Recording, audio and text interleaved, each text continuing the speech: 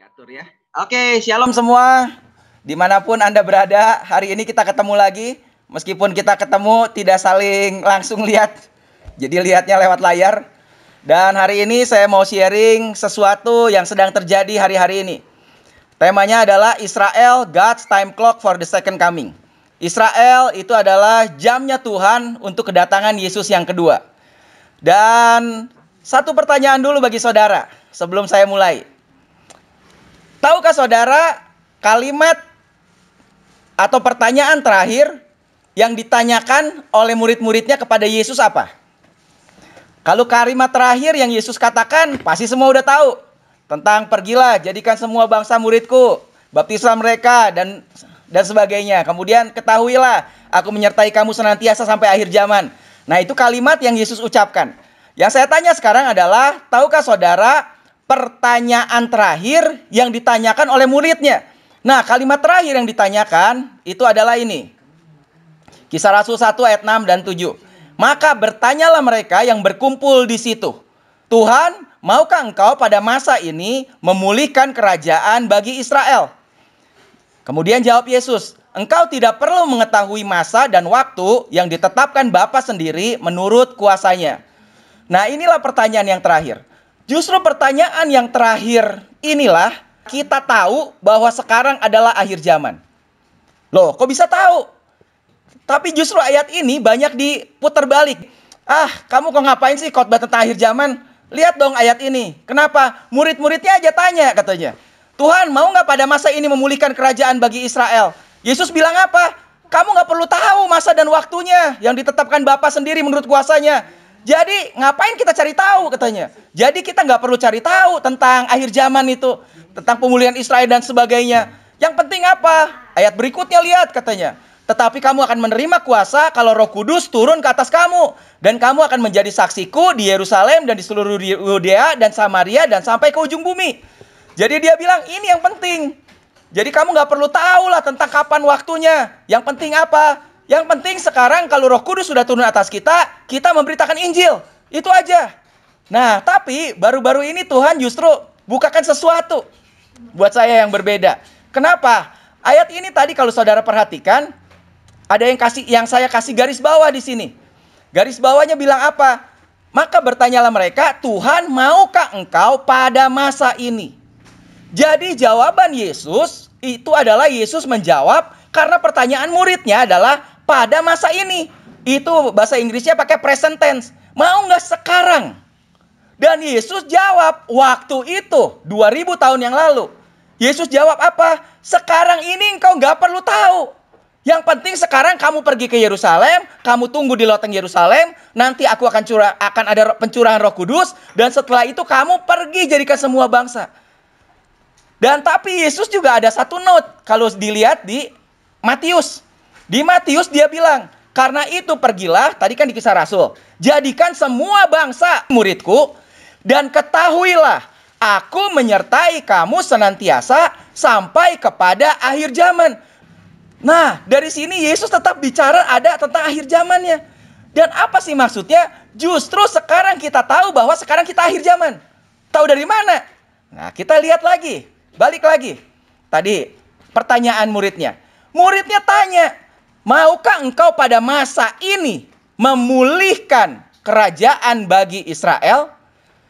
Pertanyaannya sekarang, kenapa murid-muridnya bertanya tentang pemulihan kerajaan Israel? Nah, ini yang menarik. Kenapa murid-muridnya bisa bertanya tentang pemulihan kerajaan Israel? Dan inilah pertanyaan terakhir mereka. Dan Yesus bilang, udah sekarang, pada masa ini, sekarang kamu gak perlu tahu. Tapi kamu beritain Injil aja, tapi aku menyertai sampai nanti akhir zaman tuh. Nah, kenapa? Kita perlu tahu, murid-muridnya semua adalah orang Yahudi. Semua adalah orang Israel. Dan mereka justru bertanya tentang apa? Tentang pemulihan Israel. Kenapa? Karena tentang pemulihan Israel sudah ada nubuatannya. Dan sekarang, ketika nubuatan digenapi, berarti kita semakin dekat dengan akhir zaman. Jadi justru ayat ini sebentar saya akan tunjukkan lewat ayat ini saya akan tunjukkan justru sekarang adalah akhir zaman. Karena banyak orang juga bertanya ke saya, Pak, tahu dari mana sekarang ini akhir zaman? Dari dulu juga semua bilang akan ada akhir zaman. Tapi tahu dari mana bahwa sekarang ini akhir zaman?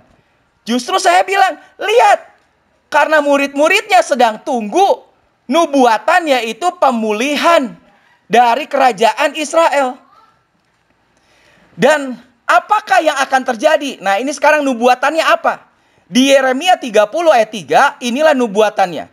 Sebab sesungguhnya waktunya akan datang. Akan datang nggak waktunya? Akan datang. Dan kapan waktunya? Itulah akhir zaman. Karena Yesus bilang nanti pemulihan. Kamu beritain Injil dulu. Aku nanti menyertai kamu sampai akhir zaman. Nanti pemulihan akan terjadi. Nah, sesungguhnya waktunya akan datang. Demikianlah firman Tuhan. Bahwa aku akan memulihkan keadaan umatku Israel dan Yehuda. Dan aku akan mengembalikan mereka ke negeri yang telah kuberikan kepada nenek moyang mereka. Dan mereka akan memilikinya. Ada 3 kata yang saya kasih garis bawah di situ. Yaitu apa yang akan terjadi. Apa yang akan datang waktunya nanti. Dan sebetulnya waktunya itu sedang terjadi hari-hari ini. Yaitu pemulihan keadaan Israel. Pengembalian mereka ke negeri yang telah diberikan kepada nenek moyang mereka. Dan mereka akan kembali memiliki. Memiliki apa? Memiliki janji Tuhan. Yaitu masalah apa? Masalah bait suci. Jadi ada 3 hal. Dan hari-hari ini sedang digenapi semua. Tuhan sedang memulihkan Israel menjadi sebuah bangsa. Dan mereka juga sedang dikembalikan ke tanahnya. Dan sebentar lagi mereka akan memiliki apa yang menjadi milik mereka. Yaitu apa? Bait suci. Nah, kita lihat lagi. Janji pemulihan paling tidak saya ambil dari 4 nabi di perjanjian lama aja ini. Dari Yeremia. Yeremia bilang apa? Aku akan memulihkan keadaan Yehuda dan Israel. Lihat, dan akan membangun mereka seperti dahulu. Esra bilang apa? Aku akan memulihkan keadaan Yakub dan akan menyayangi seluruh kaum Israel. Amos bilang apa? Aku akan memulihkan kembali umatku Israel. Nahum bilang apa? Tuhan memulihkan kebanggaan Yakub, yaitu Israel sebagai sebuah bangsa. Lihat, memulihkan. Ini adalah nubuatan dari para nabi untuk Israel. Dan kalau hari-hari ini nubuatan itu sedang digenapi, berarti hari-hari ini kita sedang hidup di akhir zaman. Itulah jawabannya. Jadi tahu dari mana kita ini sekarang akhir zaman? Karena nubuatan tentang Israel sedang digenapi. Inilah janjinya. Bahwa janji kedatangan Yesus sebelumnya harus dimulai dengan yang namanya the restoration of Israel. Dimulai dengan adanya pemulihan dari Israel. Karena nubuatannya begitu banyak sekali. Nah, dari mana sekarang dimulainya pemulihan itu? Saya cerita sejarahnya dulu sedikit. Israel itu tidak punya bangsa, tidak punya negara sejak mereka dibuang ke Babel. Yaitu zaman dari Nebukadnezar. Zaman Daniel, Sadra, Mesa, Abednego. Itu mereka itu dibuang ke Babel. Dan sejak itu tidak lagi punya negara.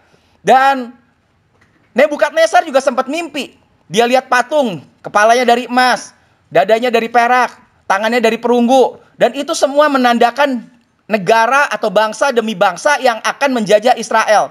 Mulai dari Nebukadnezar, kepalanya dari Babilonia, kemudian Yunani, kemudian 2 tangan Media Persia. Dan waktu zaman Yesus itu adalah bangsa Roma. Dari situ Israel tidak lagi punya negara. Hampir 3.000 tahun lebih. Tapi satu ketika ini dimulai tahun 1894. Ada seorang yang namanya Alfred Dreyfus. Dia adalah seorang kapten. Dia kapten dari angkatan bersenjata di Perancis. Dan karena satu hal, dia ini dijadikan kambing hitam. Akhirnya apa? Dia dipersalahkan untuk sesuatu yang dia tidak lakukan. Dan karena dia dipersalahkan, salah satunya dijadikan kambing hitam karena dia adalah orang Yahudi. Dan waktu itu kebencian terhadap orang Yahudi, antisemitisme itu mulai naik. Dan akhirnya singkat cerita apa? Dia dituduhkan dan akhirnya dinyatakan dia bersalah padahal sama sekali dia tidak melakukan. Dan kemudian apa? Di lapangan terbuka, semua orang bisa lihat, dia dicopot bintangnya, dan akhirnya dia dipenjara seumur hidup. Ada seorang jurnalis yang ikut melihat, kebetulan dia datang ke Paris, dan jurnalis ini dia melihat kejadian ini. Dan dia sendiri adalah seorang Yahudi juga. Jadi dia begitu sedih. Kenapa ya? Kok orang Yahudi diperlakukan seperti begitu? Padahal dia sendiri tahu bahwa ini sebetulnya Alfred Dreyfus tidak bersalah. Dan jurnalis itu namanya Theodor Herzl. Dan akhirnya seorang jurnalis ini akhirnya dia mengumpulkan banyak bukti ini dan itu. Dan akhirnya dia menyusun sebuah tesis. Dan tesisnya berjudul The Judenstaat atau Jewish State atau negara Yahudi. Dia bilang, saya punya mimpi satu kali akan berdiri negara Yahudi.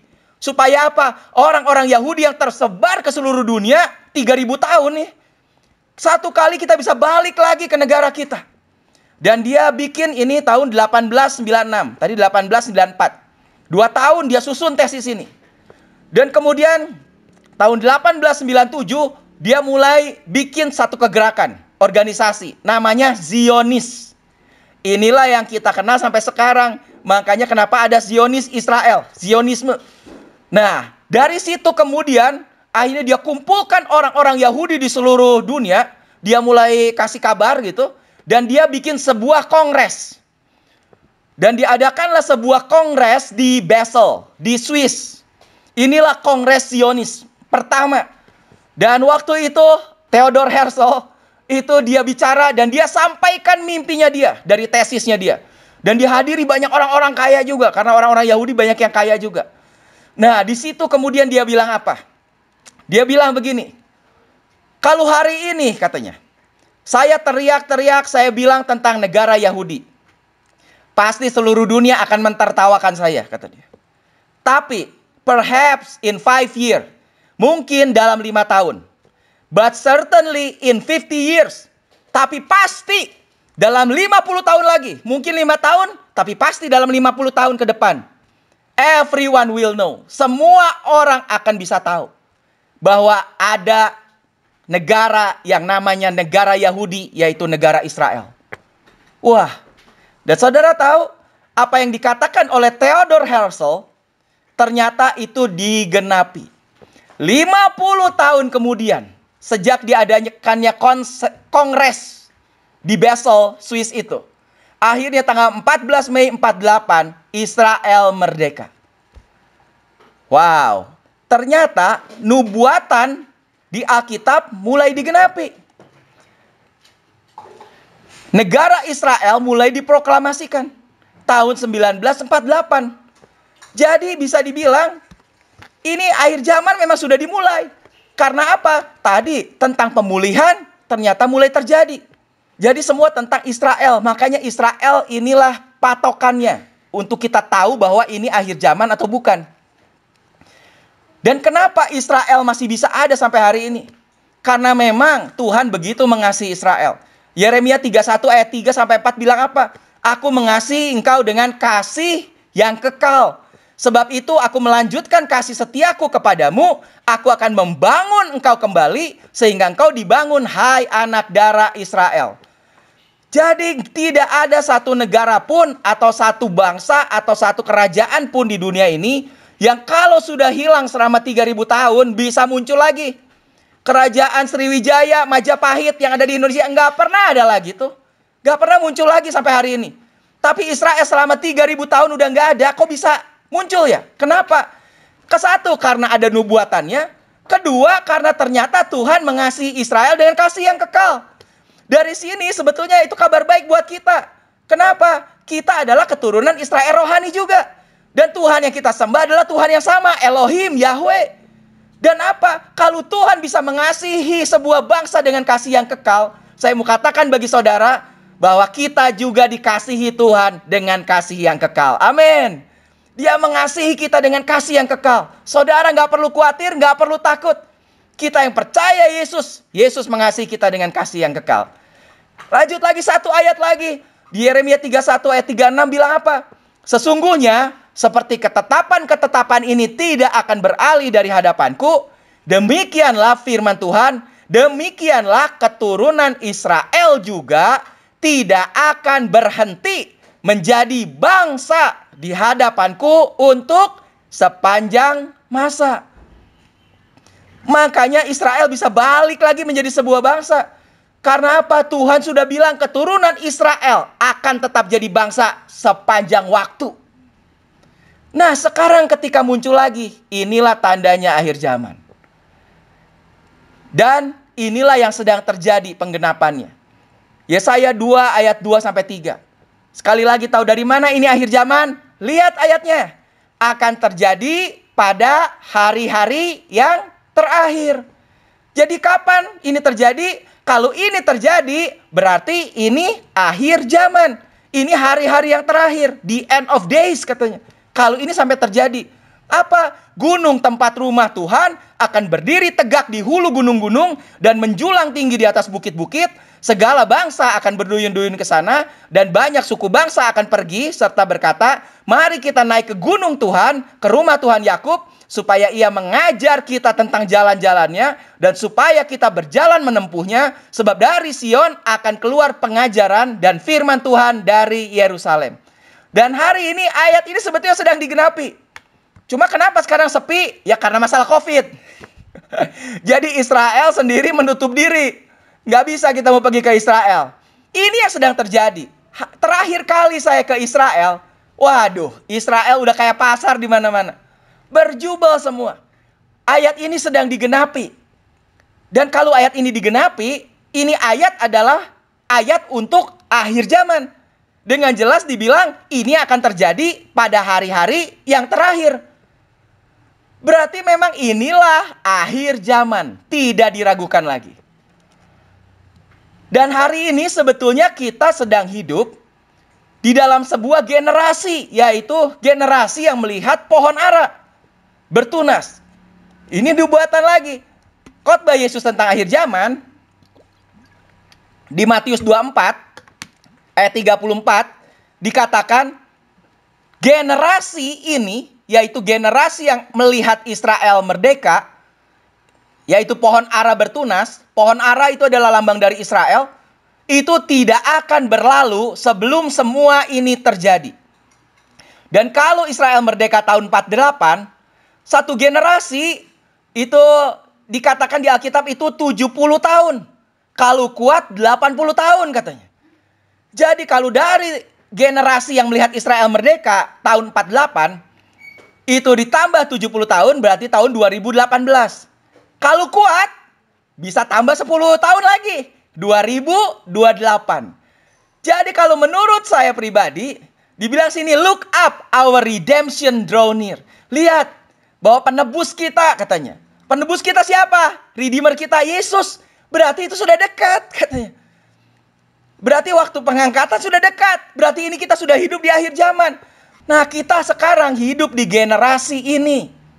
Jadi memang semua penggenapan akhir zaman sedang digenapi. Oke, nanti saya akan tunjukkan bukti-bukti lagi. Tahun 2018, tadi pas 70 tahun Israel merdeka, Amerika akhirnya lewat Presiden Donald Trump, dia memindahkan embassy atau kedutaan besarnya dari Tel Aviv ke Israel. Dan itu adalah sebagai hadiah ulang tahun 70 tahun Israel merdeka. Jadi setelah 70 tahun Israel merdeka ada hadiah ulang tahunnya. Yaitu apa? Kedutaan besar dipindah. Karena selama ini banyak negara, hampir semua negara termasuk PBB tidak mengakui bahwa ibu kota Israel adalah Yerusalem. Ibu kota Israel selalu dibilang Tel Aviv. Tapi kemudian 2 tahun lalu akhirnya dipindahkan oleh Amerika dan kemudian diikuti oleh beberapa negara juga terus sampai hari ini. Mereka pindah ke Yerusalem dan mengakui Yerusalem sebagai ibu kota. Sampai akhirnya Trump dikatakan, wah ini penggambaran dari Raja Cyrus. Kenapa? Karena waktu itu Israel dibuang ke Babel selama 70 tahun.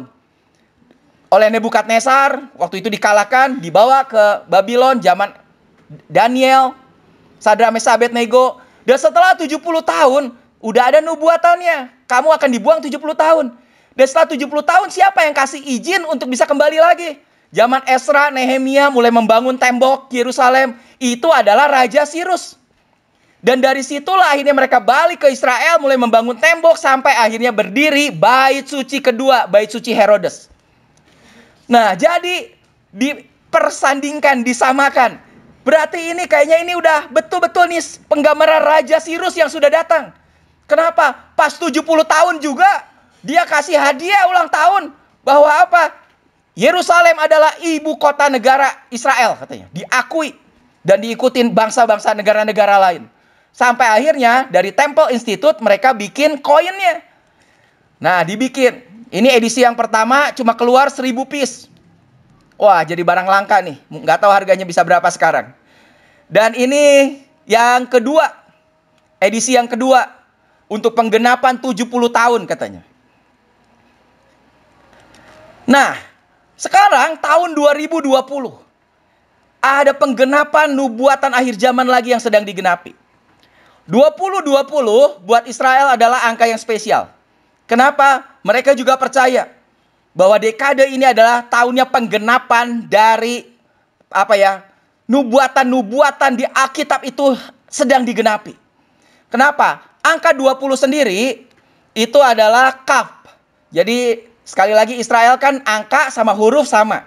Ini kan 20 tahun ini kan tahun 2020. Nah, 20 sendiri itu pakai huruf kaf. Dan huruf kaf itu artinya adalah telapak tangan. Tangan yang terbuka, telapak tangan. Inilah. Nah, jadi mereka percaya tahun 2020 itu adalah seperti telapak tangan yang terbuka untuk bisa terima berkat. Jadi ini disatukan kemudian gini. Dia bilang, jadi kalau tangan disatukan itu bahkan seperti wadah katanya. Seperti cup. Kita kan kalau minum juga kadang gitu ya. Nadahin air kalau nggak ada gelas ya pakai inilah gitu. Makan juga ya pakai ini. Gitu. Jadi cup ini tahun ini buat mereka ini adalah seperti tahun berkat dari tangan ini nih. Dan betul mereka percaya ini. Dan kita lihat nanti apa yang terjadi. Ini ayatnya ada dari Yesaya 49 ayat 16. Tuhan janji kepada orang Israel. Kenapa? Yesaya adalah nabi buat Israel. Yesaya seorang nabi. Berarti nubuatannya adalah buat Israel. Dia janji apa? Lihat katanya. Aku telah melukiskan engkau di telapak tanganku. Behold, I have graven you. Graven you, Zion, Israel, upon the palm of my hands. Aku telah lukiskan engkau di sini. Jadi mereka percaya tahun 2020 itu Tuhan akan kembali mengingat Israel katanya. Dan akan melakukan sesuatu melalui tangannya. Itu yang mereka percaya. Karena 2020 adalah gambar tangan ini. Israel tinggal terima berkat dan Tuhan akan lakukan sesuatu. Karena sudah ada di situ di tangannya Tuhan. Dan apa yang terjadi tahun 2020 ini? Nah, ada satu cerita dulu. Yaitu cerita satu kali Yosua itu sempat berperang. Perangnya ini perang di Gibeon. Jadi the Battle of Gibeon. Ini Yosua. Apa yang terjadi? Waktu itu Yosua dikepung dan diserang oleh 5 raja. Dan waktu diserang oleh 5 raja, tapi Yosua itu bertahan, bahkan dia hampir posisinya posisi menang nih. Masalahnya adalah ini sekarang udah mau setengah hari lewat. Jadi di tengah itu semua Yosua pikir, waduh, kalau ini sampai gelap, kemudian pertempurannya di stop dulu, dilanjutkan besok, bisa-bisa kalah nih. Kenapa? Pasti mereka menggalang kekuatan lagi. Nanggung nih. Udah di atas angin, udah tinggal menang lawan 5 raja. Jadi akhirnya Yosua berdoa ke Tuhan dan dia minta untuk matahari dan bulan berhenti. Berarti apa? Rotasi bumi berhenti. Itu yang dia minta. Dan itu dicatat di dalam Yosua 10 ayat 13. Maka berhentilah matahari dan bulan pun tidak bergerak. Sampai bangsa itu membalaskan dendamnya kepada musuhnya. Bukankah hal ini telah tertulis dalam kitab orang jujur? Matahari tidak bergerak di tengah langit dan lambat-lambat terbenam sekitar sehari penuh. Wah, jadi terbenamnya aja sehari penuh 24 jam. Katanya baru terbenam. Belum pernah ada hari seperti itu. Baik dahulu maupun kemudian. Nggak ada lagi. Bahwa Tuhan mendengarkan permohonan seorang manusia secara demikian. Sebab yang berperang untuk orang Israel ialah Tuhan. For the battle is the Lord. Ketika the battle is the Lord, Tuhan yang tanggung jawab apa? Dia akan dengan permohonan seorang manusia. Ini kabar baik dulu buat kita. Apa? Saudara perlu tahu, seorang benar ketika kita berdoa, Tuhan akan dengarkan. Tuhan yang akan berperang juga bagi kita. Ya, lanjut lagi. Jadi itu juga sudah ditulis di dalam Habakuk. Habakuk 3 ayat 11 bilang gini. Matahari, bulan, berhenti di tempat kediamannya. Karena cahaya anak-anak panahmu yang melayang maju. Karena kilauan tombakmu yang berkilat. Dalam kegeraman engkau melangkah, melintasi bumi. Dalam murka engkau menggasak bangsa-bangsa. Engkau berjalan maju untuk menyelamatkan umatku. Untuk menyelamatkan orang yang kau urapi. Jadi sudah ditulis juga tentang nubuatan ini di kitab Habakuk. Nanti matahari, bulan sempat akan berhenti. Nah, yang menarik adalah begini. Kemudian para ahli meneliti. Gimana caranya kok matahari sama bulan bisa berhenti ya? Gimana ya? Dan ini sudah dilaporkan di breaking news di Israel. Dan sudah ditulis juga menjadi sebuah tesis in a paper published katanya. In the scientific journal. Jadi sebuah jurnal ilmu. Scientific lah gitu. Dari astronomi dan geofisika. Tahun 2017. Dari sebuah penelitian di Inggris di Cambridge University. Dan mereka akhirnya sepakat teorinya ini. Dari kerjasama dengan Ben Gurion University juga. Mereka sepakat apa? Bahwa Joshua miraculous stopping the sun katanya. During the battle. Ketika Yosua memberhentikan matahari ketika pertempuran itu. Supaya mereka bisa ngalahin musuhnya. Itu was actually an annular solar eclipse katanya. Itu adalah yang terjadi. Itu adalah gerhana matahari. Annular. Itu tahun 2017 sudah disepakati. Jadi yang terjadi itu gerhana matahari annular katanya. Bahkan mereka bisa menentukan tanggalnya secara tepat. Menurut mereka itu terjadinya itu 30 Oktober katanya. 3224 tahun yang lalu. Wow. 3224 tahun yang lalu itu. Tanggal 30 Oktober. Waktu Yosua memberhentikan matahari ini. Dan ketika berhenti, ternyata itu terjadi gerhana matahari annular. Nah, tahukah saudara, gerhana matahari itu ada berapa jenis? Selama ini kita tahu ada gerhana matahari total. Kemudian gerhana matahari parsial, sebagian. Tapi sebetulnya ada 3 jenis gerhana matahari. Yaitu satu lagi adalah gerhana matahari annular. Gerhana matahari annular adalah gerhana matahari cincin. Dan ini gerhana matahari yang langka. Jarang sekali ini terjadi. Gerhana matahari annular. Dan waktu Yosua katanya itu mereka sepakat setelah diteliti. Itu terjadi gerhana matahari cincin. Dan ketika gerhana matahari cincin ada. Itu Tuhan menolong Yosua. Di dalam pertempuran. The battle menjadi is the Lord katanya. Dan tahukah saudara, tahun ini tadi adalah tahun berkat Tuhan menurut orang Israel. Tahun 2020, tahun 2020 ini, tahun Palm. Berkat Tuhan. Dan inilah yang terjadi. Bulan Juni 21, ini gerhana matahari annular terjadi di Israel. Dan terjadi di Israel pada hari Minggu. Wah, berarti Tuhannya itu Tuhan orang percaya, orang Kristen tuh. Dan according to akademisi katanya, dibilang ini adalah gerhana matahari yang sama. Seperti yang terjadi waktu pertempuran Yosua. Dan inilah gambarnya. The annular eclipse. Kapan? 21 Juni. Tahun ini nih. Tahun 2020. Lagi zaman COVID memang. Makanya nggak terlalu ramai kedengeran. Dan para rabi justru agak kebakaran jenggot sedikit. Agak bingung. Kenapa? Kenapa kok Tuhan pilih hari Minggu katanya? Sunday, harinya matahari. Dan Sunday itu adalah Christian Sabat buat mereka. Karena biasanya banyak hal yang terjadi, itu biasanya Tuhan kerjakan pada hari Sabat. Pada hari Jumat malam atau hari Sabtu katanya. Tapi kenapa ini kok bisa bablas gitu? Terjadinya hari Sabat.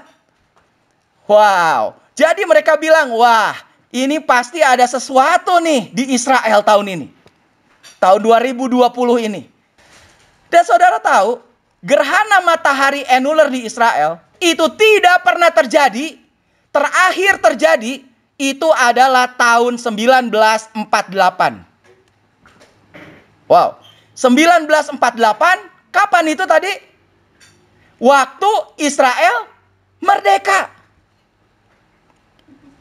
Jadi sejak Israel merdeka, tidak pernah tahun 48, tidak pernah lagi ada gerhana matahari annular. Kalau gerhana matahari total udah bisa, ya mungkin sering. Tapi annular itu nggak pernah. Annular terjadinya terakhir kali tahun 1948. Tapi tahun 2020 ini kok bisa terjadi lagi ya? Jadi dia bilang kalau tahun 1948 ketika terjadi annular, itu Israel bisa merdeka. Ketika terjadi annular, Yosua itu bisa menang dalam pertempuran karena the battle is the Lord. Tahun 2020 ini pasti ada sesuatu yang Tuhan akan kerjakan atas Israel katanya. Wow, dan betul. Ada sesuatu tuh yang menarik lagi. Nah, saudara tahu nggak ada istilah yang namanya solstice sama equinox? Nah, ini saya kasih penggambarannya dulu. Apa itu solstice dan equinox? Bahwa bumi ini mengelilingi matahari. Nih. Dan ternyata lintasannya itu bukan bulat, tapi lintasannya itu oval, lonjong. Karena lonjong, berarti ada ketika bumi dekat dengan matahari, ada ketika bumi jauh dengan matahari. Ketika bumi dekat dengan matahari, itu disebut equinox. Ketika bumi terjauh dengan matahari, itulah yang disebut solstice. Dan setiap tahun itu hampir sama. Kenapa? Karena putarannya itu kan udah konstan. Putarannya konstan. Jadi biasanya itu equinox ini terjadi tanggal 21 Maret sama 23 September. Dan solstice itu terjadi 21 Juni dan 22 Desember. Dan saudara lihat, unik sekali katanya tahun ini. Kenapa? Tadi gerhana matahari annular di Israel itu jatuhnya tanggal berapa? 21 Juni. Dan 21 Juni itu adalah waktu bumi solstice. Dan apa efek daripada bumi solstice, yaitu paling jauh dari matahari? Itu efeknya adalah, tahu nggak saudara, dalam setahun 365 hari, kapan hari itu paling panjang? Dengan kata lain, matahari menyinari bumi paling banyak. Kapan hari paling panjang? Saudara bisa cek di internet. The longest day of the year. Selalu katanya. Itu tanggal 21 Juni. Itu the longest day of the year. Hari terpanjang dalam satu tahun itu selalu tanggal 21 Juni. Dan 21 Juni tahun ini itu ada gerhana matahari annular di Israel. Kok bisa ya? Kok bisa pas ya? Ini sesuatu banget nih. Dan bukan cuma itu. Lanjut lagi. Pernahkah saudara melihat 3 pelangi? Saya pernah lihat 2 pelangi. Beberapa kali. Tapi 3 pelangi saya nggak pernah lihat. Nggak pernah lihat. Dan saudara tahu, ya saya lihat 2 pelangi, salah satunya di Israel juga. Waktu itu sempat lihat 2 pelangi begitu bagus di kota Yerusalem. Dan tahun ini terjadi ada 3 pelangi, kayak gini gambarnya. Dan itu terjadi kapan? Ketika setelah annular eclipse di Israel. Wow, kok bisa ya? Ini dengar dulu, ada videonya sedikit. And I just wanted to share it with you. Now this says never seen this before ever. Triple rainbow that appeared in Israel yesterday. Wow, look at that, you guys. Isn't that beautiful? Jadi begitu bagus sekali. Nggak pernah lihat seperti begini katanya. 3 pelangi. Dan sekarang saya tanya, pelangi itu lambang apa ya? Kenapa Tuhan buat pelangi? Kapan pelangi pertama kali muncul? Pelangi pertama kali muncul zaman Nuh. Dan Tuhan simpan itu pelangi di awan. Sebagai apa? Tanda perjanjian. Bahwa Tuhan akan menggenapi perjanjiannya dengan Nuh katanya. Dia kasih pelangi. Itu lambang dari perjanjian. Dan sekarang kok bisa ada 3? Beberapa orang sampai mikir, wah ini mungkin Tritunggal yang berjanji. Sampai bikin apa? 3 perjanjian sah. Sekali lagi 2-3 orang perjanjian itu sah. Ini sekarang 3 maksimal tuh. Dari 3. Sepertinya Tritunggal udah mau bikin sesuatu. This took place after the eclipse. Wow, the Father is about to turn his attention to Israel. Sampai ditulis di sini. Itu Bapa di surga pasti sedang memalingkan, melihat fokus kepada Israel tahun ini, 2020. Ini terjadi bulan apa? Sekitar bulan Juni. Tadi, tanggal 21 kan? Nah, lanjut lagi. Tahun 2020 ini, apa yang terjadi? Dan Israel, betul, hari ini sedang menggenapi fulfilling the Bible prophecy. Tentang apa? Israel sedang menggenapi nubuatan Alkitab, nubuatan firman Tuhan. Tentang apa? Tentang God's peace plan for the Middle East. Tentang janji daripada Tuhan, rencana damai Tuhan untuk Timur Tengah. Inilah sedang digenapi.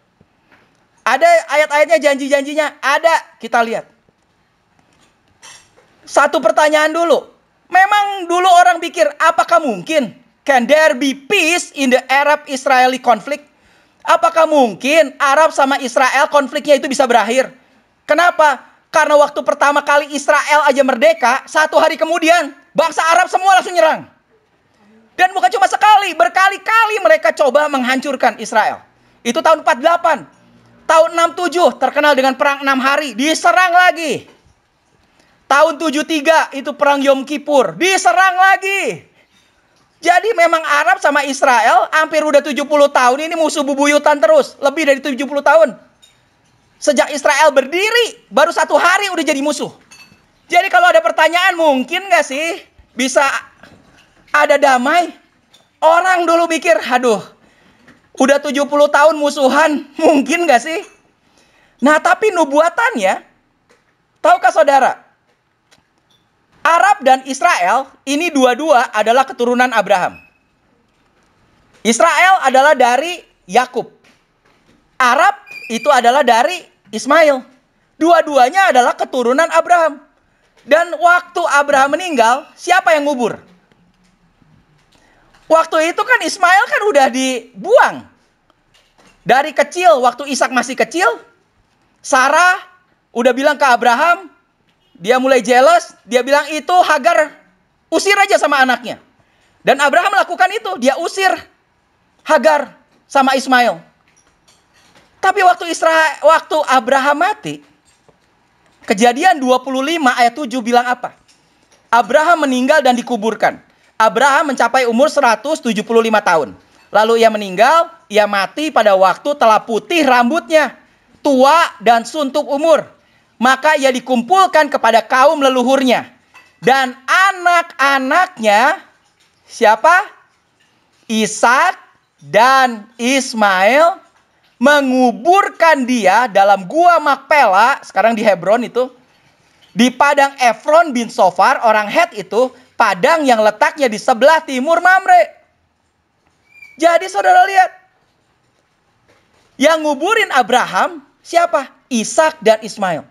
Ketika Abraham mati, ternyata there is peace, ada damai lagi antara Ishak dan Ismail. Dan lanjut lagi, kenapa harus ada damai? Karena kalau tidak ada damai di Timur Tengah, tidak mungkin bait suci bisa dibangun. Sekarang kan di tempat bait suci ada yang namanya Masjid Al-Aqsa dan Dome of the Rock. Kalau Dome of the Rock harus dihancurin dulu, sedangkan daerah Al-Aqsa itu adalah daerah suci ketiga buat orang Muslim. Setelah Mekah, Medina, dan Yerusalem ini di area Al-Aqsa. Jadi kalau itu sampai harus dihancurin, waduh, itu panjang pasti urusannya. Perang semua udah. Belum tentu juga bisa berdiri. Jadi satu-satunya cara adalah apa? Bikin damai di Timur Tengah. Dan nanti lihat ada nubuatannya. Itulah. Untuk apa tujuannya jadi damai ini? Untuk membangun bait suci. Supaya bait suci yang ketiga itu bisa dibangun. Dan apakah memang bisa dibangun tanpa meruntuhkan bait suci? Bisa. Saya pernah khotbah juga. Bahwa apa? Dari penelitian yang terkini, yang terakhir, yang paling aktual, bahwa fondasi bait suci itu ternyata tidak persis di kubah emas. Tapi fondasi bait sucinya itu agak geser sedikit. Jadi, kalau mau dibangun, bisa. Kenapa? Karena itu lahan kosong. Jadi, kalau mau dibangun ya tinggal side by side, berdampingan itu. Antara kubah emas, Dome of the Rock, dan bait suci. Dan bahkan nubuatannya juga udah ada tuh. Bahwa apa? Nanti pelataran bait suci akan diberikan kepada orang asing segala macam. Saya nggak ulang lagi lah. Nanti saudara bisa nonton di YouTube saya yang lama. Lanjut dulu karena ini panjang hari ini juga. Nah, siapa yang bangun bait suci? Itulah Mesias buat orang Israel.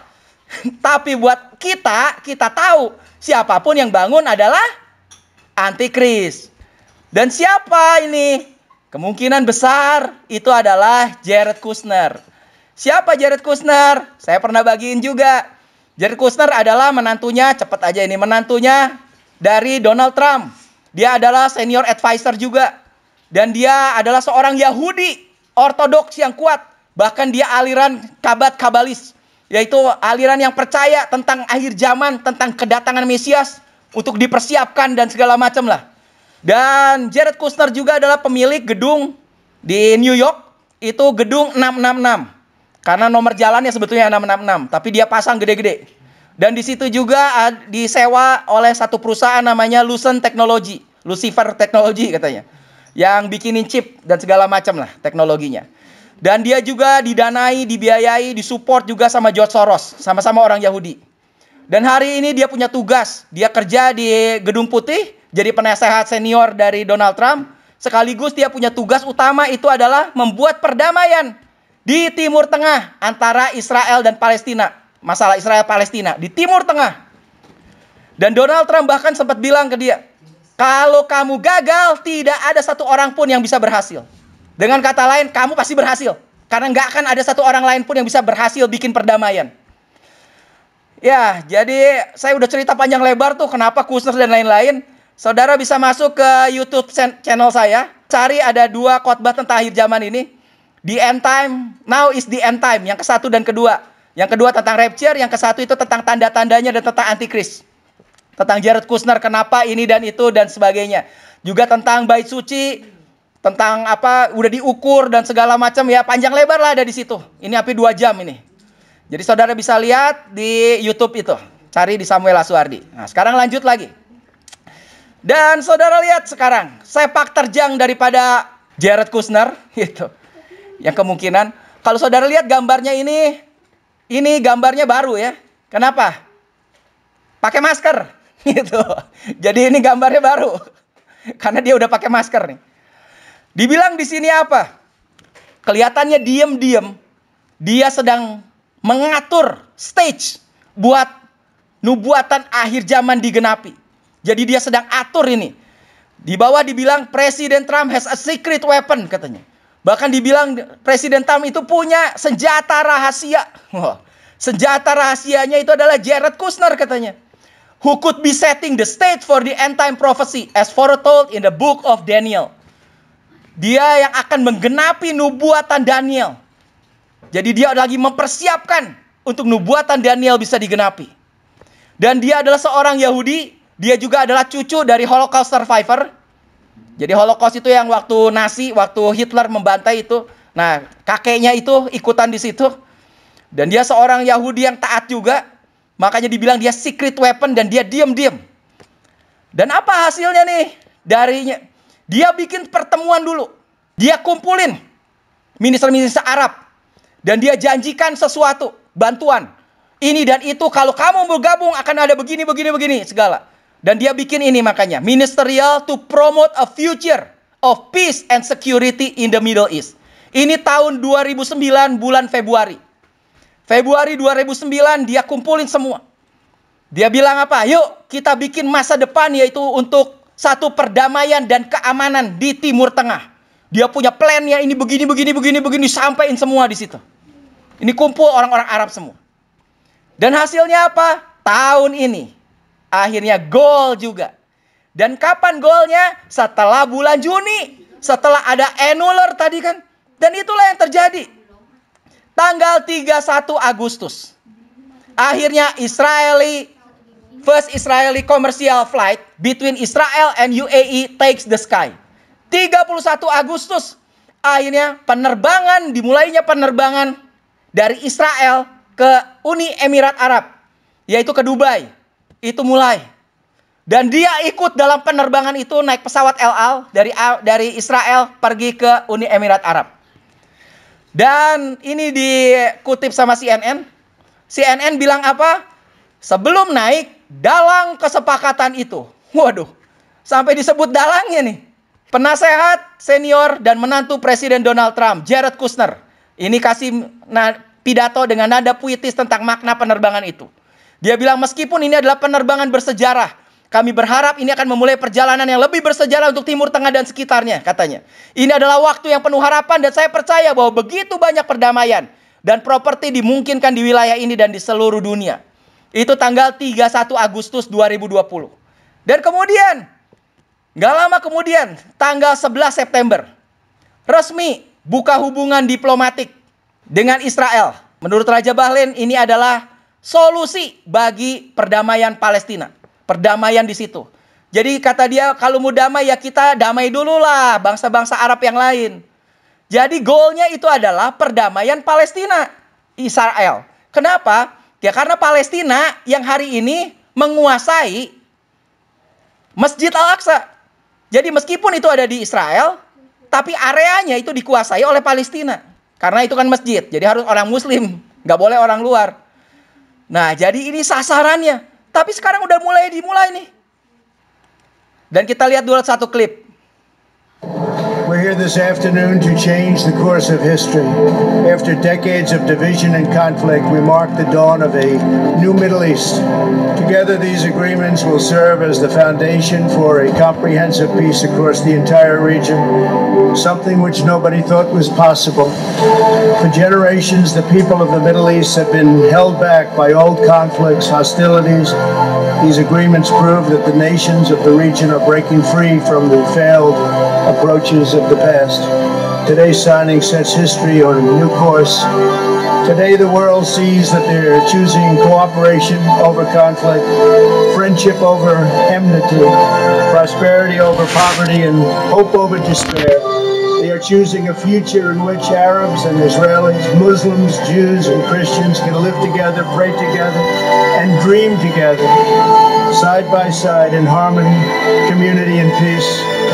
Once again, let me congratulate the people of Israel, the people of the United Arab Emirates, and the people of the Kingdom of Bahrain.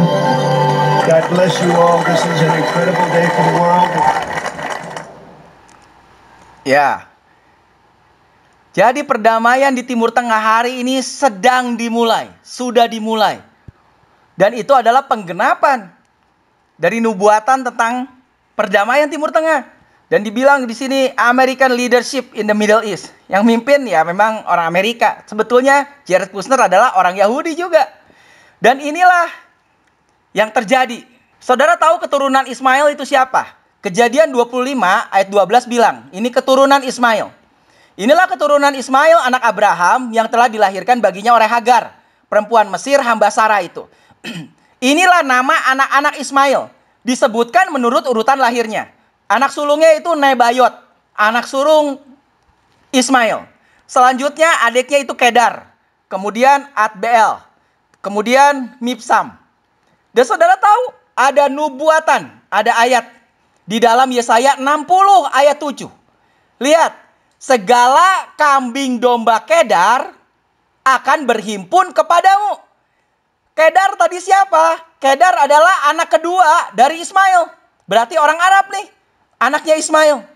Dan dibilang apa nubuatannya? Yesaya adalah nabi buat orang Yahudi. Berarti waktu dia ngomong buat orang Yahudi. Jadi kalau dia bilang kepadamu, mu-nya adalah orang Yahudi. Dan dibilang segala kambing domba orang Arab, Kedar, akan berhimpun kepada kamu katanya. Nanti akan mulai kumpul.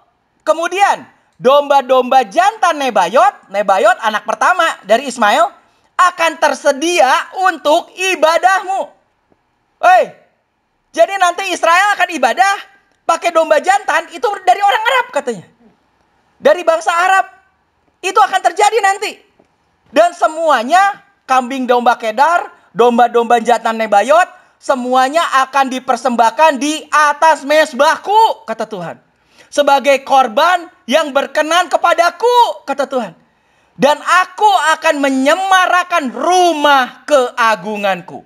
Nah, jelas di sini. Bicara tentang mezbah, bicara tentang korban, berarti harus ada bait suci.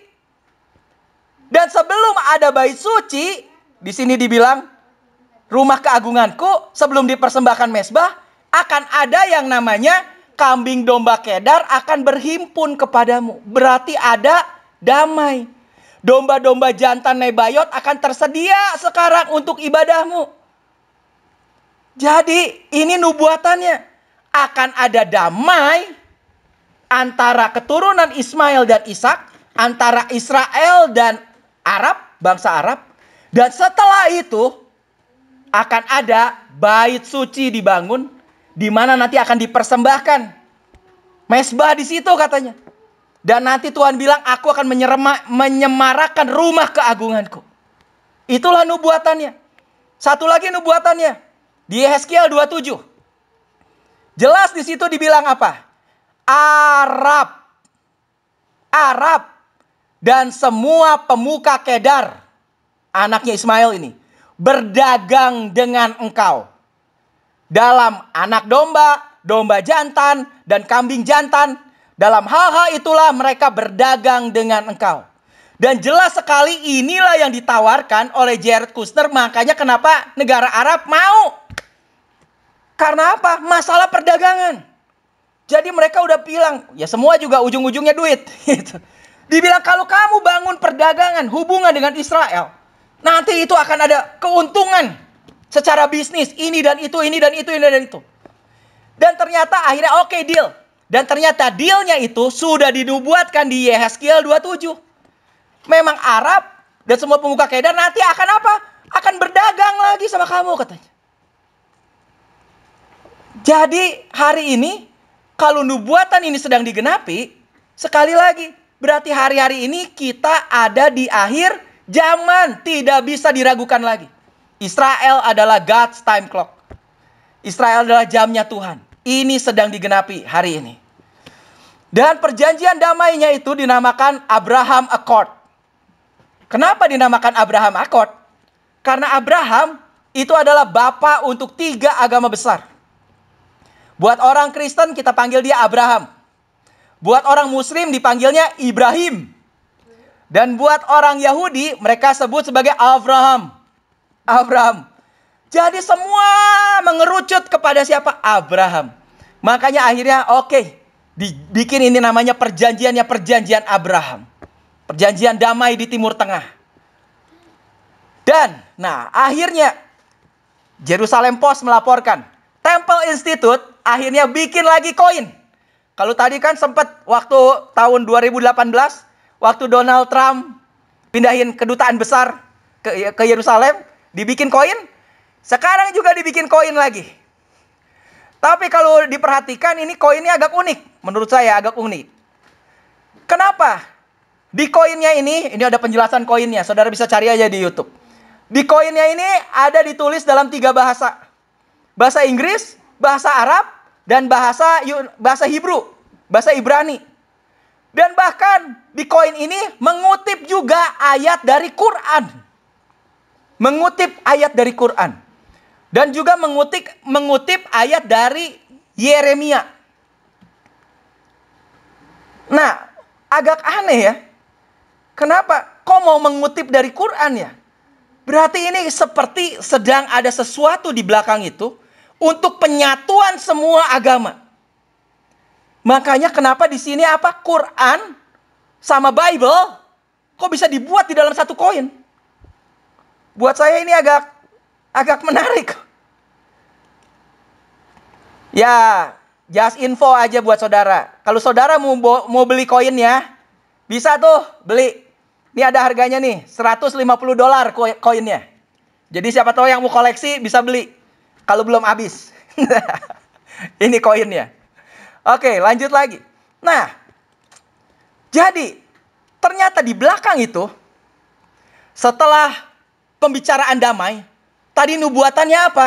Masalah tentang korban. Masalah tentang korban berarti masalah bait suci. Bait suci ketiga dibangun. Makanya the rabbis, para rabi, Donald Trump, dan para top secret, mereka sudah merancangkan untuk bisa membangun bait suci ketiga ini. Bait suci ketiga sedang dirancang untuk bisa dibangun. Dan kapan? Mereka sedang mengejar. Kalau memungkinkan, itu mereka pengen dibangun tahun ini juga. Jadi buat mereka, kemungkinan mereka pengen bangun 2020. Nah, masalahnya sekarang gini. Apakah Tuhan berkehendak untuk dibangun juga tahun 2020? Tidak ada yang tahu. Masalahnya apa? Tadi, siapa yang bangun bait suci? Yang bangun bait suci adalah Mesias. Buat orang Israel. Tapi buat kita tahu yang bangun bait suci itu adalah Antikris. Karena nanti Antikris akan mulai duduk di situ dan justru nanti dia akan berbalik menajiskan bait suci. Itu nubuatannya juga udah ada. Tapi memang Antikris belum bisa untuk berkuasa. Kenapa? Karena ayatnya di Alkitab bilang dia tidak akan bisa berkuasa karena sebelum yang menahannya itu diangkat katanya. Nah, siapa menahannya? Yaitu adalah saudara sama saya. Kita orang-orang yang percaya. Hari ini kita seperti lagi menahan Antikris. Jadi, Antikris sih memang pengen ngebangun bait suci tahun 2020. Semakin cepat, semakin bagus buat dia.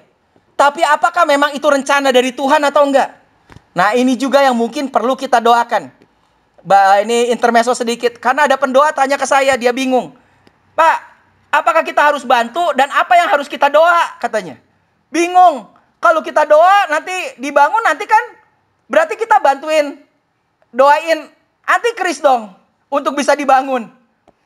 Nah, saya punya jawaban buat para pendoa sebelum ditanya. Kalau saudara bingung, saudara mau berdoa apa?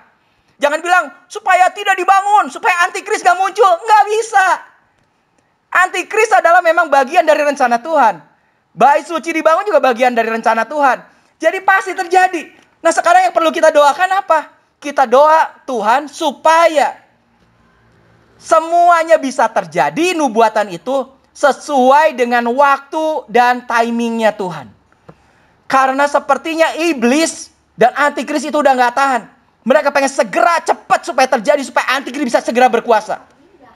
Supaya penahan ini cepat diangkat. Supaya apa? Yang gak selamat, jangan lebih banyak lagi selamat. Nah, jadi kita doa hari ini yang para pendoa doakan supaya apa? Waktunya sesuai dengan waktunya Tuhan. Ini memang pasti terjadi. Kalau nggak perlu waktunya 2020, ya biar Tuhan bilang Tuhan tunda lah. Kenapa? Semakin banyak waktu lagi bagi kita untuk kita bisa nginjil orang-orang yang belum percaya. Dah, balik lagi kita ke sini. Itu intermezzo sedikit buat pendoa. Jadi, nanti siapa yang akan bangun? Antikris. Tapi ada yang nahan. Dan penahannya itu nanti akan disingkirkan. Akan diangkat. Itulah yang ditulis di 1 Korintus 15. Ayat 52. Bahwa nanti akan ada nubuatan nih. Ini juga pasti digenapi. In a moment, dalam sekejap mata, in the twinkling of an eye katanya. Dalam sekedipan mata, at the last trump. Saya pernah bagiin juga ini. For the trumpet shall sound. Maka nanti sangkakala akan ditiup. Dan yang mati di dalam Kristus akan dibangkitkan incorruptible, akan dirubah dengan tubuh kemuliaan, bangkit dan diganti dengan tubuh kemuliaan. Demikian juga dengan kita yang masih hidup, kita juga akan diangkat dan diganti dengan tubuh kemuliaan. Kapan? Di sini ada kata at, berarti menunjukkan waktu. Kapan ini terjadi? Moment twinkling of an eye-nya. Kapan itu pengangkatan akan terjadi? At the last trump. Dan ini ditulis di King James, terjemahan paling tua. Sebelum dimodifikasi terjemahan yang lain. Terjemahan bahasa Inggris tertua dari terjemahan Alkitab. Dibilang di situ at the last trump. Kenapa nggak ditulis trumpet ya? Dan yang menarik, tahun ini, bulan 11, bulan November, akan ada pemilu di Amerika. Pemilihan presiden lagi. Dan kalau Presiden Trump naik, berarti itu adalah kesempatan terakhir Trump untuk jadi presiden. Karena sama seperti di Indonesia, presiden di Amerika hanya bisa 2 periode. Dan Trump sudah 1 periode. Bedanya di Indonesia per 5 tahun, di Amerika itu per 4 tahun. Jadi kalau Trump kepilih lagi, dia akan jadi presiden sampai tahun 2024. Nah, dibilang di sini, kalau tadi bilang nggak akan nyampe mentok 2028, Antikris harus berkuasa dulu, dan harus ada pengangkatan, karena yang nahannya harus disingkirkan dulu. Wah, masuk tuh betul nubuatan ini. Ya, itu dibilang mungkin at the last Trump, karena nama presiden Donald Trump, mungkin ini clue dari Tuhan.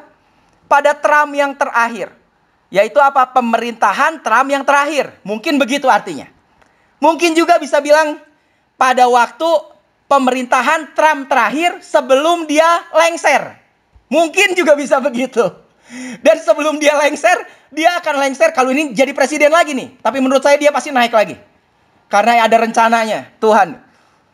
Kalau dia naik lagi, dia akan lengser terakhir tahun 2024. Jadi mungkin pengangkatan tidak akan lebih dari tahun 2024. Kalau dibilang at the last Trump.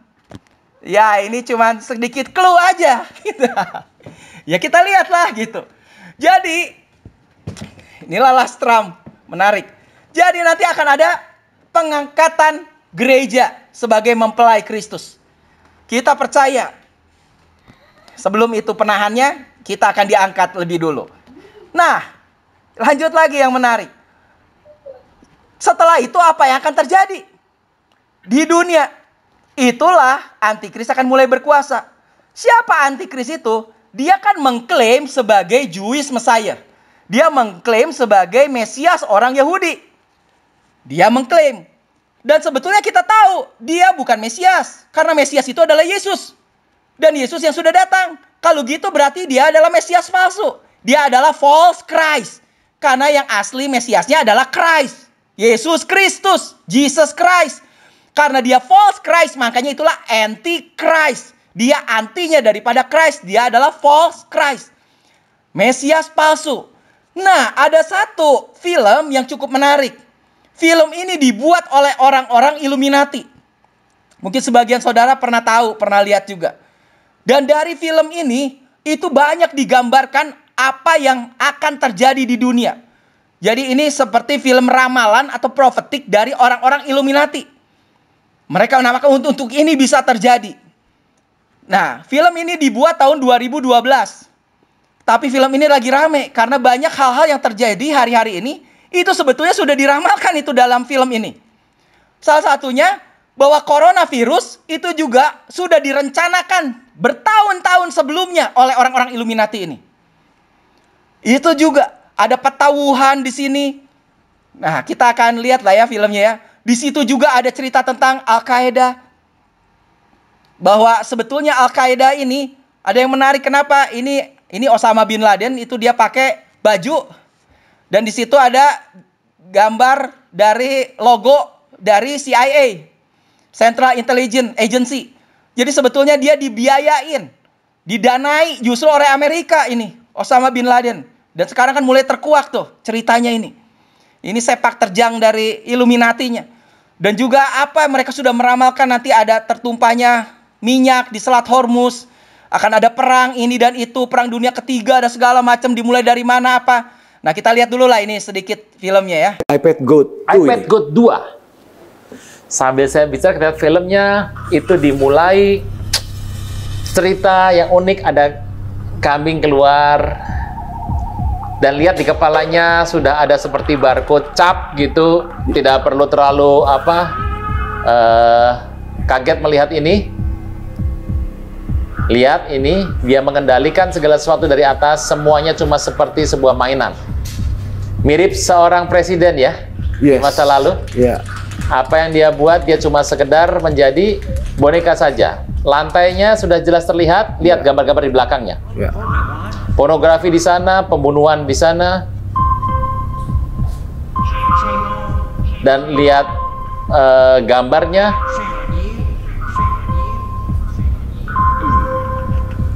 Ya, lihat jamnya, situasi yang terjadi. Itu ada burung hantu di atas. Ada burung hantu, semuanya ada digambarkan di sini dengan cepat. Itu ada peta Amerika. Dan tiba-tiba berubah mukanya, berubah wajahnya menjadi presiden berikutnya. Ya, presiden berikutnya. Iya, anak perempuan ini melihat ada situasi yang terjadi.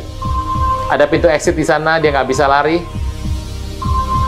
Dia megang sebuah apel yang terjatuh, menggelinding. Lihat ada bentuk segitiga di sana, terpecah. Apel melambangkan peristiwa yang ada di Taman di Eden. Dia melihat perkembangan ini. Musim dingin. Itu ada tulisan Donald itu. Ya. Ya, dengan cepat sekali. Di dinding. Ya. Jadi ke depan penerusnya sudah terlihat penerusnya. Lihat menara kembar terbakar. Menara kembar terbakar di belakang itu. Ya, mulai runtuh. Dan terus kedalaman terjadi yang namanya penyesatan di mana-mana. Ada orang-orang banyak.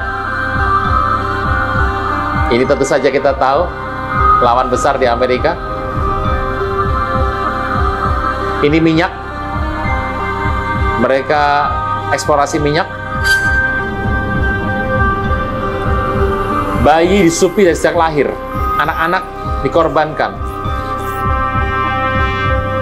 Ya, ini bentuk dewa Mesir, Horus, Anubis. Ada. Ini gambarnya penyesatan di mana-mana. Lalu media, edik. Anak-anak kecil sudah edik semuanya. Otaknya dipenuhi oleh pemikiran-pemikiran sekuler. Peperangan terjadi di mana-mana. Kuasa gelap berjalan, kesengsaraan, kesedihan. Nah, dimasuki secara tidak sadar.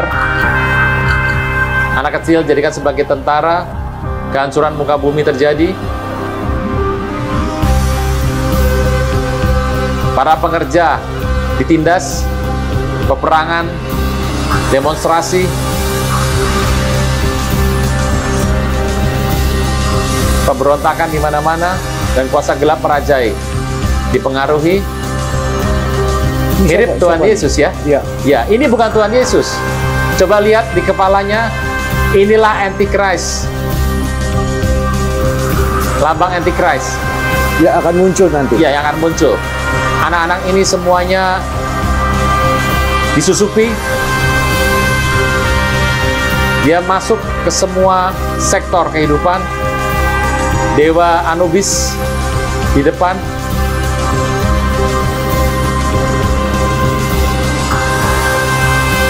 Semua bentuk dewa yang ada di muka bumi ini.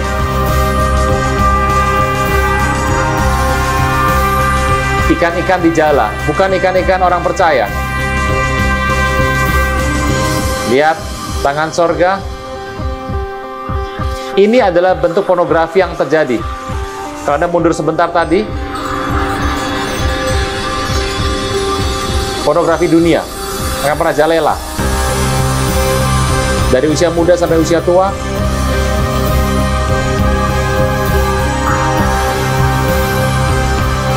Para politisi, negarawan, Dia mengatasi semuanya. Media dipakai untuk menghancurkan anak-anak muda tanpa isi kepala lagi, hanya menjadi robot seperti patung.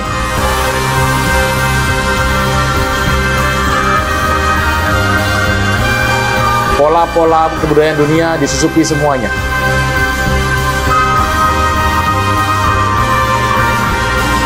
Tarian-tarian dari kuasa gelap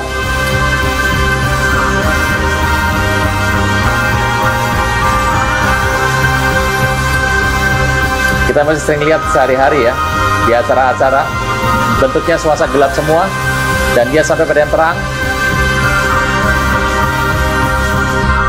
Kehancuran depan mata, dan dia mulai bangkit.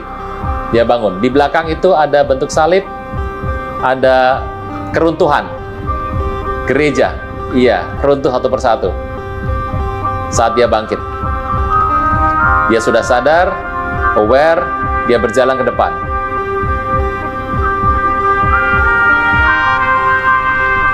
Itu dunia di belakang, semuanya, dalam kekelaman.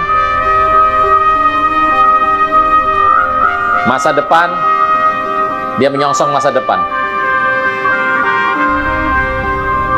Lihat, itu adalah bentuk bencana alam, ya, piramid ada juga, bencana alam di masa depan.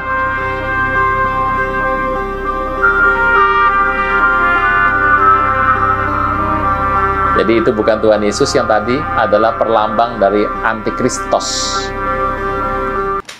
Ya, kalau tadi saudara jeli, waktu saudara lihat antikris, gambaran antikrisnya ini mulai sadar, itu ada mahkota durinya itu hilang gambarnya. Jadi begitu sadar, mahkota durinya hilang. Dan pada saat yang bersamaan di belakangnya itu ada gambar gereja, gereja sepertinya mulai runtuh. Nah, ini ada yang menarik. Mahkota duri itu ada apa ya? Ada simbolnya atau replika, bukan replika sih sebetulnya, di satu gereja yang namanya Notre Dame di Paris, Prancis, di Katedral Notre Dame. Nah, ini ada yang namanya The Circlet of Rust of the Crown of Thorn. Jadi ada mahkota duri yang terbuat dari emas. Ini gambarannya aja gitu. Dan mahkota duri yang terbuat dari emas di gereja Notre Dame ini, itu biasanya di display setiap minggu pertama hari Jumat. Setiap hari Jumat, minggu pertama. Jadi sebulan kalau kita mau lihat ke situ cuma punya kesempatan sebulan sekali. Bisa lihat. Dan juga hari Jumat ketika Paskah. Jadi kalau Paskah jatuh bukan minggu pertama, nah itu dikasih lihat juga tetap. Dan apa yang terjadi di gambar ini, itu mahkota durinya hilang, gerejanya runtuh. Ini tahun 2019, tanggal 15 April, itu gereja Notre Dame itu kebakar. Dan apa yang terjadi? Mahkota durinya hilang. Tidak ditemukan. Kan tempatnya di situ. Nggak tahu kebakar, habis, tapi kan nggak mungkin. Pasti ada yang ngambil, ada sesuatu. Jadi memang ini sudah digambarkan secara profetik lah gitu. Udah diramalkan, udah diatur oleh organisasi yang namanya Illuminati. Panjang kalau mau cerita siapa Illuminati lah gitu. Pokoknya di belakangnya antikris inilah. Nah, herannya yang menarik gini, kalau saudara lihat gambarnya, ini gereja yang sebelah kiri, gereja Notre Dame yang waktu kebakar, fotonya. Bahkan fotonya pun mirip. Sampai asapnya juga mirip sama yang ada di film. Padahal tadi filmnya ini dibuat tahun 2012. Dan sedangkan ini Notre Dame ini baru kebakar tahun 2019. Wow. Lihat ini tuh, mirip sampai tiangnya juga. Kok bisa ya? Nah, jadi memang dunia ini itu sedang ada yang ngeset, ada yang ngatur juga. Iblis juga sedang bekerja untuk mengatur sesuatu bisa terjadi.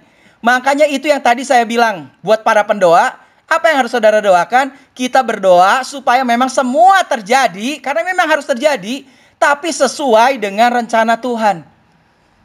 Karena mereka juga sudah merancangkan ini. Mereka juga bisa meramal atau seperti bernubuat juga. Dan mereka punya goal itu adalah the New World Order. Ini goal daripada Illuminati. Mereka punya goalnya itu adalah one world government. Satu pemerintahan di bawah si antikris itu nanti. One world leader, pemimpinnya antikris. One world religion, satu agama. Kemudian one world currency, satu mata uang. Mungkin kripto ini. Jadi mereka punya rencana juga ini. Dan bahkan mereka sudah masuk ke semua area. Contoh tadi ada film tuh, iPad Goat. Mereka sudah terang-terangan, nih akan terjadi begini, begini, begini. Dan beberapa itu terjadi itu. Setelah diprediksi. Dan juga mereka bikin, ini yang menarik nih.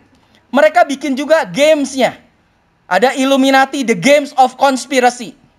Ini ada game yang dia bikin. Game ini pertama kali dibuat tahun 94. 95. Ini kalau saudara mau beli gitu, itu harganya $350. Dan isinya apa? $350, ini dapat 2 set kartu katanya. Ini disebut kartu Illuminati. 2 set kartu yang masing-masing isinya, satu boxnya itu isinya ada 55 random card. Jadi pilihan. Karena apa? Karena mereka udah bilang Illuminati sendiri itu meluncurkan 409 kartu. Jadi kalau kita beli segini, kita cuma dapat 25% atau 1/4-nya dari kartu. Nanti kalau beli lagi, sebagian besar mungkin sama. Dan kartu-kartu itu, ternyata itu semua adalah kartu-kartu ramalan apa yang akan terjadi di dunia. Tapi ini memang cukup mengagetkan dan luar biasa. Kenapa? Setan juga memang berkuasa. Jangan pikir dia nggak ada kuasanya. Jadi dia memang sudah merancangkan untuk sesuatu bisa terjadi. Nah, contohnya ini, salah satu kartunya, itu gambarnya yang sebelah kiri itu ada teroris nuke katanya. Ada serangan teroris. Tadi kartu ini dibuat tahun berapa? Tahun 95. Diluncurkan. Dan tahun 2001 ternyata kejadian itu Twin Tower ditabrak. Dan bahkan gambarnya aja mirip. Bayangin. Kenapa nggak ujungnya yang ditabrak? Kenapa nggak bawahnya? Tapi kok tengah-tengahnya? Kok bisa mirip ya? Ini kartu dari Illuminati sudah diprediksi dari tahun 95. Dan tahun 2001 kejadian. Ada kartu lagi tentang Pentagon. Pentagon adalah dinas rahasianya Amerika ini. Buat pertahanannya. Di situ digambarin apa? Kebakar. Dan apa yang terjadi? Kebakar juga. Tahun 2001. Setelah WTC ditabrak oleh teroris itu, pesawat. Juga satu pesawat tabrak ke Pentagon.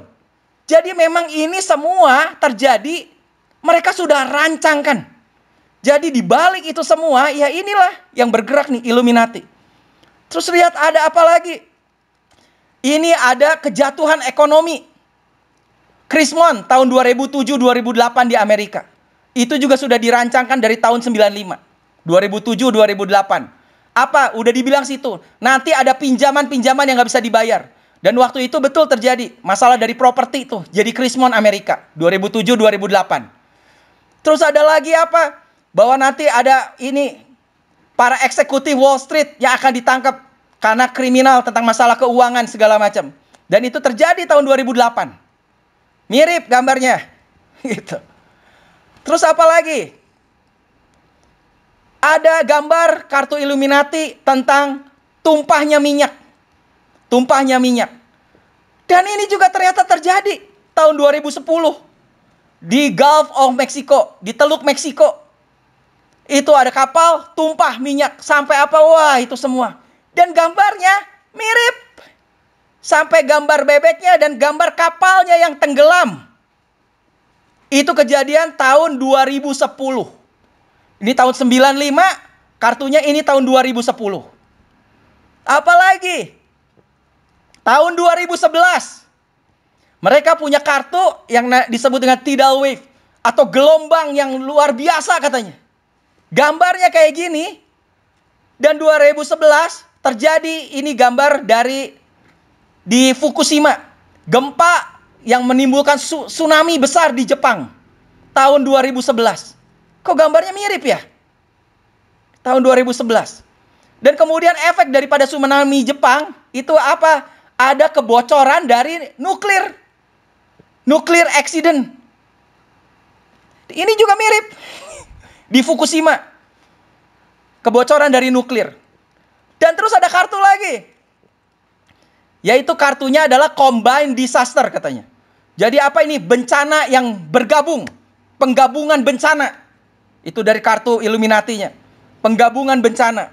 Dan kalau diperhatikan baik-baik, ini ada gambar dari Waiko Tower Clock. Dari jam Waiko Tower Clock yang ada di Tokyo. Lihat gambarnya. Sama persis. Di Ginza Tokyo. Ini Waiko Tower Clock. Tapi kan lucu. Ini diprediksi tahun 95 oleh Illuminati Card. Bahwa akan ada combined disaster. Dengan gambar di belakangnya jam. Dan jamnya di mana? Jamnya di Tokyo, Jepang. Dan itu terjadi tadi combined disaster. 2 kartu terjadi di situ katanya. Yaitu apa tadi? Ada tsunami dan kemudian kebocoran dari reaktor nuklir Fukushima. Kok bisa ya? Apa lagi nih kira-kira? Tentang barcode. Di situ udah dibilang nanti semua pakai barcode. Ini tahun 95 sekali lagi. Waktu itu barcode belum begitu populer. Sekarang begitu populer. Terus sudah merancang juga. Ini beberapa tahun terakhir kita diramaikan tentang bumi datar, flat earth, flat earther. Ternyata dari tahun 95 itu sudah ada di kartu Illuminati. Wah, satu ketika ada itu pemikiran tentang bumi datar. Dan sampai sekarang ini masih berantem mana yang betul ya? Nggak tahu. Terus apa lagi nih? Nah, baru-baru ini beberapa bulan yang lalu ada berita rame di Amerika. Nggak tahu saudara ngikutin nggak? Tentang George Floyd. Orang negro yang akhirnya dia sampai mati. Karena ya kriminal kecil, nyuri gitu di satu toko. Tapi sama polisi akhirnya ditekan lehernya sampai pakai kaki. Sampai akhirnya nggak bisa nafas dan mati. Dan ini juga kayak begini. Itu udah ada ramalan daripada kartunya katanya. Akan ada law and order. Kemudian akan ada counter revolution. Kemudian apa? Dan itu terjadi. Akhirnya orang-orang ngamuk. Akhirnya itu sampai sempat dijarah. New York dijarah. Dan apa? Ada penjagaan. Gambarnya mirip. Ada penjagaan di depan White House. Di depan Gedung Putih. Jadi yang kayak gini kayak semua udah dirancang. Sudah diramalkan. Ini akan terjadi. Nah kira-kira apa lagi ya? Memang cukup menarik tuh. Jadi ternyata iblis, setan, itu juga bisa bukan meramal. Justru dia kasih dulu kartunya. Dan ketika kita percaya itu akan terjadi ke depan. Tapi hari ini kita lihat dan memang itu sedang terjadi atas dunia. Karena banyak orang-orang yang memang nggak percaya Tuhan gitu. Roh antikris sedang bekerja. Nah ini yang kita lihat sedang terjadi hari ini. Apa yang hari ini sedang terjadi? Karantina COVID. Dan ternyata itu juga sudah ada di dalam kartu Illuminati. Bahwa akan ada epidemik dan orang akan dikarantina katanya. Dan nanti setelah dikarantina akan ada Center for Disease Control. Akan ada sentralnya itu buat pengendalian. Ini masalah COVID ini katanya. Masalah disease, masalah penyakitnya. Dan ini yang sedang terjadi tuh. Di Amerika ada gedungnya. Center for Disease Control. Dan terus apa? Nanti ada serumnya juga tuh. Dan serumnya ini bisa bikin immortality serum. Saudara sempat dengar nggak ada berita? Itu sempat dicoba ke salah satu kodok katak. Dan akhirnya kataknya jadi zombie. Seperti jadi zombie. Kayak hidup tapi nggak mati-mati gitu. Dan ini sudah diramalkan nih. Immortality serum. Dan ujung-ujungnya, goalnya. Bahkan di kartunya sampai ditulis goalnya. Yaitu apa?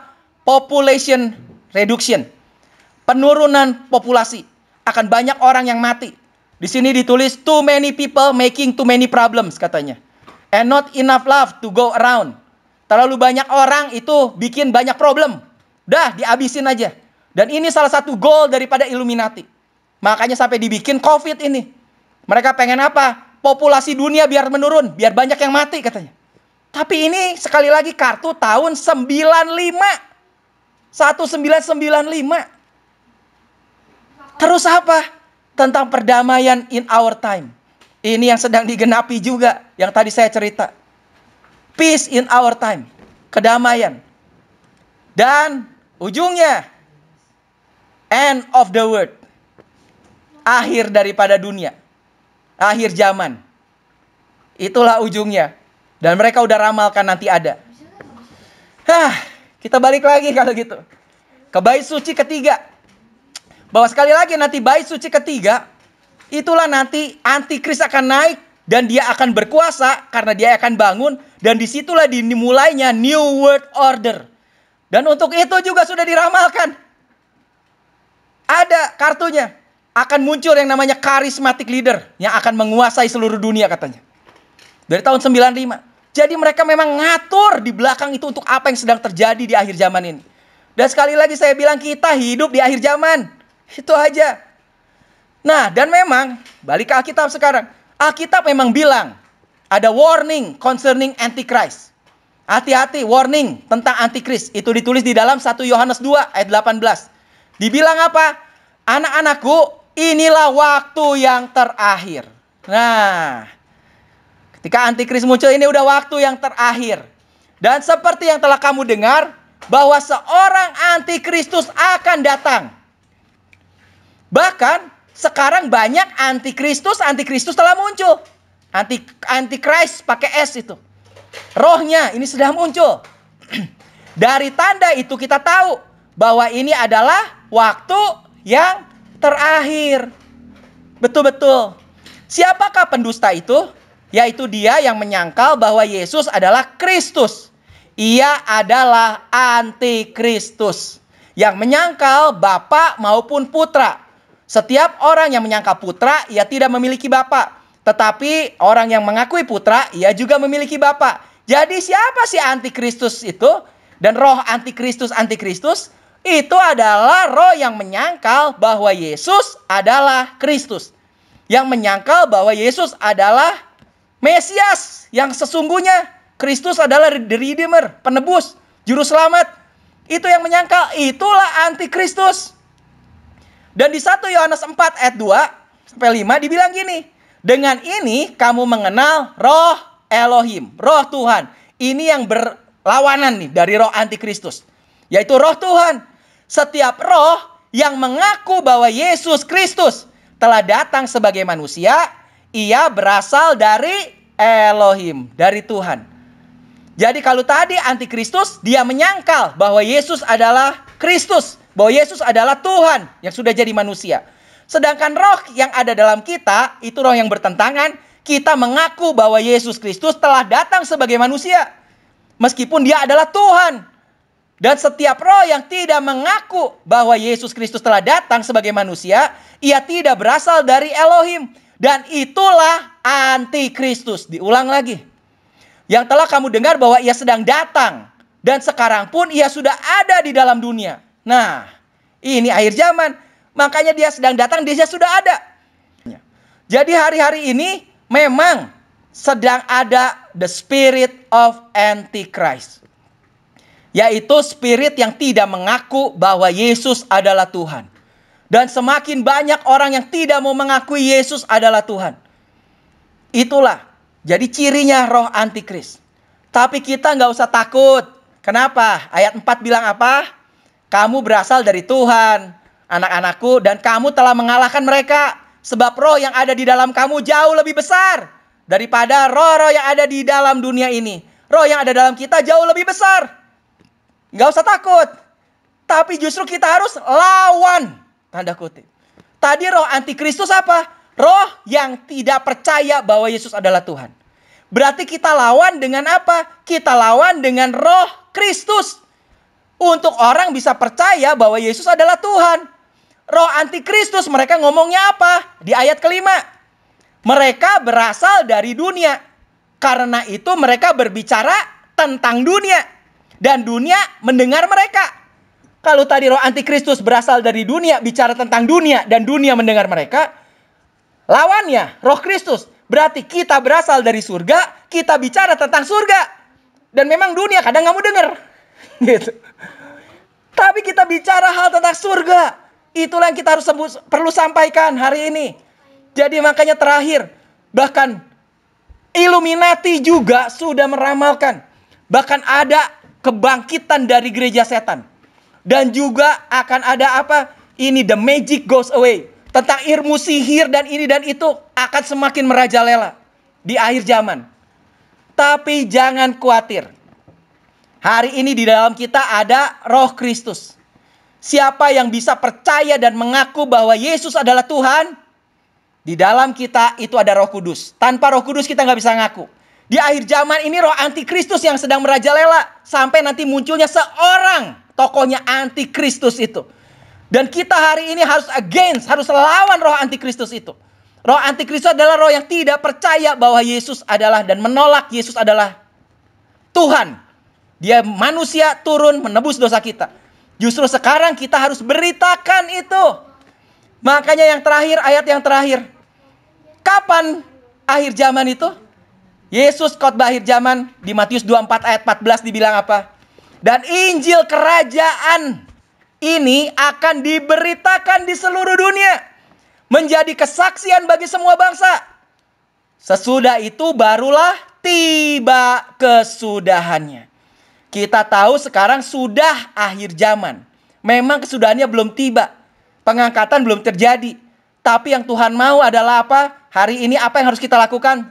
Ayat ini bilang Injil kerajaan itu harus diberitakan. Dan menjadi kesaksian. Jadi yang saudara harus lakukan setelah dengar firman ini. Saudara harus beritakan Roh Kristus yang ada dalam saudara. Beritakan ke semua bangsa. Karena kalau enggak akan tiba kesudahannya. Dan kita menjadi saksi. Makanya bersaksi, kesaksian, ceritalah. Memberitakan dan jadi saksi. Kesaksian. Dan kita bersyukur kenapa dengan adanya perkembangan teknologi. Ini percepatan penginjilan kan. Dengan Zoom ini bahkan di seluruh dunia. Yang ikut dari Facebook. Dari ini. Bisa dengar semua. Jadi ini luar biasa. Memang perkembangannya. Dan kita genapilah firman ini. Untuk beritakan dan saksikan. Dan ayat yang terakhir lihat bagus sekali. Di Matius 28. Makanya yang Tuhan mau buat kita sekali lagi adalah pergi. Jadikan semua bangsa muridku. Dan baptislah mereka dalam nama Bapa, Anak dan Roh Kudus. Dan kemudian apa? Ajarlah mereka untuk melakukan segala yang aku perintahkan. Dan ketahuilah, aku menyertai kamu senantiasa sampai akhir zaman. Bahasa Inggrisnya ini terjemahannya bagus. And look, lihatlah, I am with you every day, katanya. Jadi di tengah saudara hari ini memberitakan firman kebenaran Injil kerajaan, memberitakan Spirit of Christ yang ada dalam kita, Roh Kristus yang ada dalam kita, untuk kita bisa melawan roh antikristus yang hari ini ada di dunia. Ketahuilah, saudara perlu tahu, Tuhan bilang, aku menyertai kamu setiap hari sampai kita diangkat. Ketahuilah itu. Makanya ada 5 hal penutup. Slide yang terakhir, saudara perlu tahu apa yang Tuhan mau bagi saudara. Percayalah, every day, setiap hari, God thinks about you. Tuhan selalu memikirkan tentang engkau. Every hour, setiap jam, God looking after you. Tuhan selalu melihat engkau. Every minute, God cares for you. Setiap menit, Tuhan selalu peduli dengan saudara. Setiap menit. Setiap detik, every second, God loves you. Tuhan mengasihimu.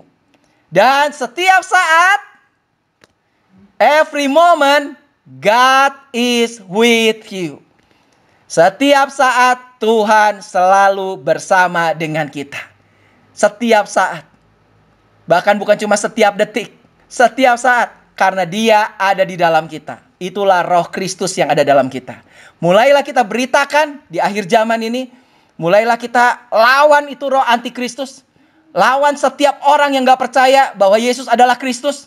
Dan jangan takut saudara. Kenapa? Sekali lagi roh yang ada dalam kita jauh lebih besar.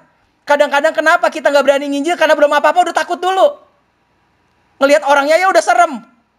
Padahal rohnya kecil mereka. Makanya ayo mulai kita beritakan. Dan Tuhan menyertai kita sampai akhir zaman. Amin. Mari kita berdoa.